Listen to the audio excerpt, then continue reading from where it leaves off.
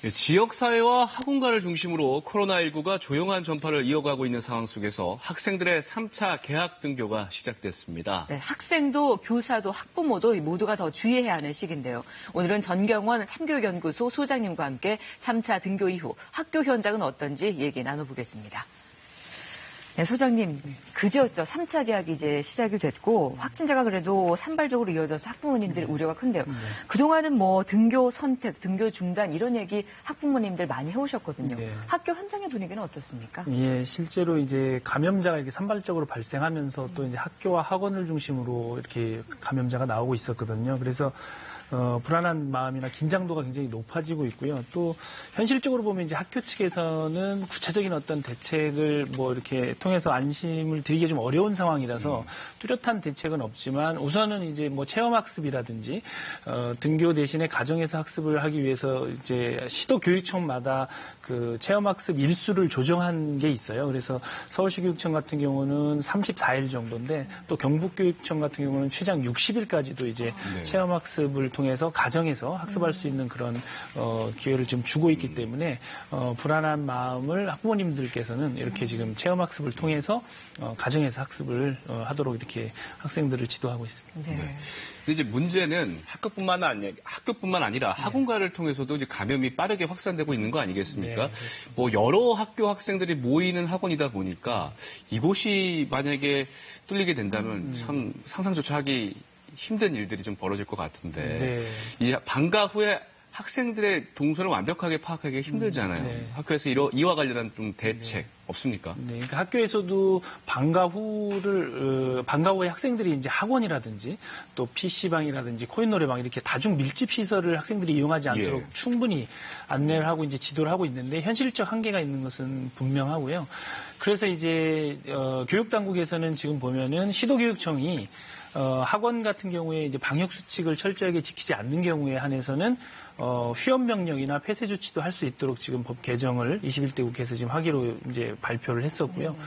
그런 어떤 노력들을 통해서 학생들이 실제 방과 후의 문제는 뭐냐면 학교 방역을 아무리 잘해도 방과 후에 이제 학원이나 뭐 다중 밀집 시설을 이용해서 감염이 확산이 돼 버리면 학교가 방역을 아무리 잘해도 이게 지역사회로 감염되는 통로가 되기 때문에 학교 이외에 방과 후에 학생들이 이용할 수 있는 시설에 대한 철저한 방역 기준도 함께 가야 이걸 좀 막아낼 수 있다 이렇게 보고 있습니다. 네.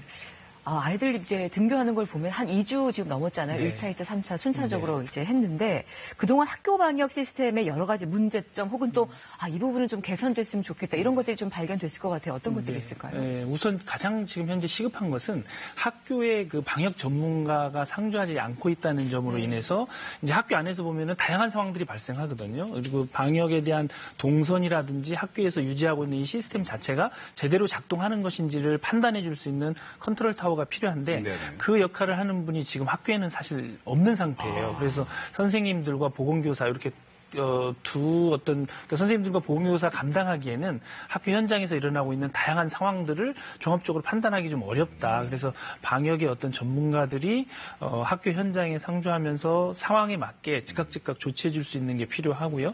또 이제 같이 검토해야 되는 게 지금 이 급식 문제도 지금 이제 간편급식이 좀 오래 지속되다 보면 학생들의 건강을 해칠 수가 있거든요. 그런 또 문제점도 한번 점검을 해봐야 되고 또 하루 종일 지금 마스크를 쓰고 선생님들과 학생들이 수업을 하기 때문에 학생들 같은 경우는 오후 시간이 되면 이제 두통, 뭐 메스꺼움, 뭐 이런 호소가 또 많아지고 있어요. 이제 이 부분에 대한 점검도 좀 필요한 상황입니다. 그래서 이제 뭐 공식적으로 이제 등교가 시작이 됐는데 뭐 아직까지는 뭐 일부 학교에서는 등교를 늦추는 데도 있고 뭐 또 그 지필고사 취소하는 데도 있고 이게 학사 일정이 학교마다 다 다르잖아요.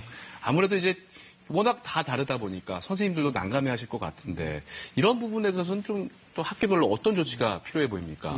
지금 가장 어떻게 보면 민감한 부분이기도 한데요. 그러니까 전국에 있는 많은 중학교에서는 중간고사는 치르지 않고 이제 기말고사 한번 뭐 이렇게 치를 수 있도록 했는데 문제는 이제 고등학교입니다. 고3을 비롯해서 이제 대학 입시에서 중요한 또 기준이 되는 이제 내신 성적과 관련된 부분인데 잠시 뭐 한때 이제 교육부에서 중간고사에 응시하지 못하는 경우가 발생하면 기말고사 한 번으로 이제 시험에 응시하고 100%를 인정하겠다 이렇게 기준을 발표하면서 좀 많은 또 혼란이 있었어요. 그래서 그러면은 뭐 예를 들면 뭐 미열이 발생하거나 조금 몸이 이상한 학생들 같은 경우는 중간고사를 안 보고 기말고사 한 번으로 치를 때 어떤 형평성 문제 이런 것들이 제기되고 있어서 실제 감염 확진자거나 아니면은 격리 조치에서 중간고사를 보지 못하는 학생들은 100% 인정하더라도 의심 증상이 있는 학생들은 따로 선별 고사장을 마련해서 고사를 볼 수 있도록 하는 이런 여러 가지 현실적인 대책들이 필요한 시점입니다. 네.